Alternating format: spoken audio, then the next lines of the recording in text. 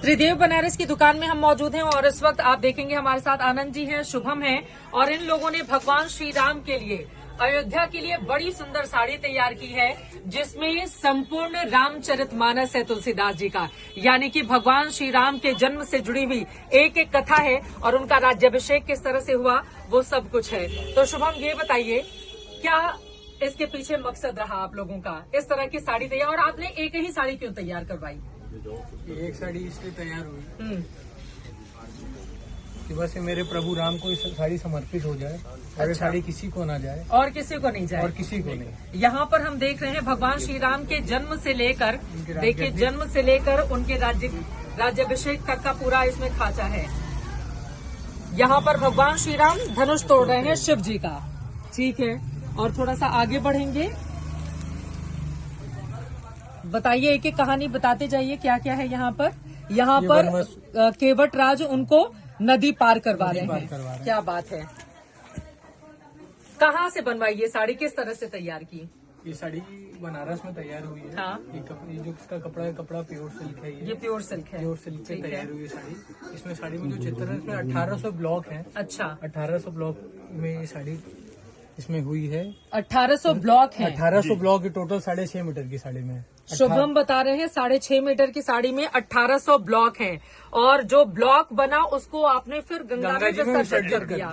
क्यों आनंद जी, क्यों किया ऐसा? इसकी कॉपी नहीं बन सके, ये खाली एक ही साड़ी बनी है प्रभु श्री राम के लिए, और अगर ब्लॉक रहेगा तो दूसरी साड़ी कॉपी हो जाएगी, इसलिए हमने पूरा का पूरा ब्लॉक को ही गंगा जी में विसर्जन कर दिया। ब्लॉक और उसके चित्र के लिए जो स्केच बना था सब कुछ आपने विसर्जन कर दिया। लोग आएंगे राम भक्त, वो तो कहेंगे हमें यही साड़ी चाहिए। ये साड़ी तो खाली एक ही है, वो प्रभु श्री राम के लिए, ये भक्तों के लिए नहीं है। तो जब डिमांड बढ़ जाएगी तो फिर क्या करेंगे आप? जब लोग देखेंगे कहेंगे हमें तो यही साड़ी चाहिए। ये साड़ी तो दीदी खाली एक ही बनी है और एक ही रहेगी, ये सिर्फ प्रभु राम के लिए। तो इसको लेकर आप लोग अयोध्या जाने वाले हैं और वहाँ पर श्री राम को आप इस साड़ी को समर्पित करने वाले हैं। यहाँ पर मैं देख रही हूँ, यहाँ पर राम जी हैं और रोती हुई एक स्त्री की तस्वीर। यहाँ पे मुझे लग रहा है ये सीता जी हैं। ये जा रहे हैं ये जो वो हुआ अच्छा, जो यहाँ पर उनको अग्नि में परीक्षा देनी पड़ी थी, ये सीता जी की परीक्षा हो रही है। यहाँ पर आप देख रहे हैं पुष्पक विमान है, ये पुष्पक विमान नीचे है। और थोड़ा सा आगे बढ़े,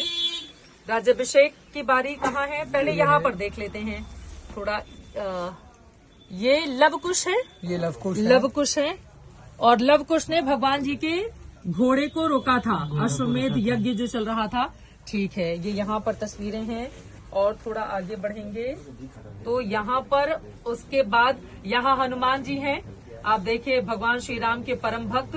और यहाँ पर आप देखेंगे राम जी का पूरा दरबार सजा हुआ है।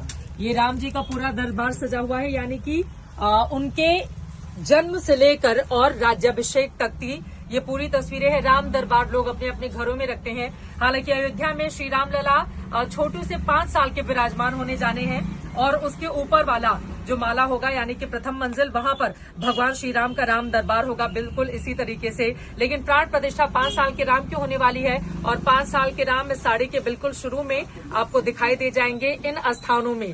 तो ये अद्भुत साड़ी तैयार की गई है। और चलते चलते एक आखिरी बात, तब राम जी को समर्पित करने के लिए जाने वाले हैं आनंद जी आप? जब मौका लग जाए, जब प्रभु का बुलावा आ जाए, हाँ। तब हम लोग राम जी के पास जाएंगे और ये साड़ी को प्रभु के चरणों में समर्पित करेंगे। तो ये सिर्फ भगवान श्री राम के लिए साड़ी है और कोई भी इस साड़ी को नहीं खरीद सकता। एक ही साड़ी बनी थी, इसकी जो चित्रकारी थी, जो कुछ भी इसमें रंग रोगन जिसका भी इस्तेमाल हुआ वो सब गंगा में प्रवाहित हो चुका है और अब इसकी कोई भी डुप्लीकेट कॉपी नहीं बन सकती। तो ये एकमात्र साड़ी है जो अयोध्या में जाकर काशीवासी त्रिदेव बनारस की ये जो दुकान है, यहाँ के लोग जाकर भगवान श्री राम के चरणों में अर्पित करने वाले हैं।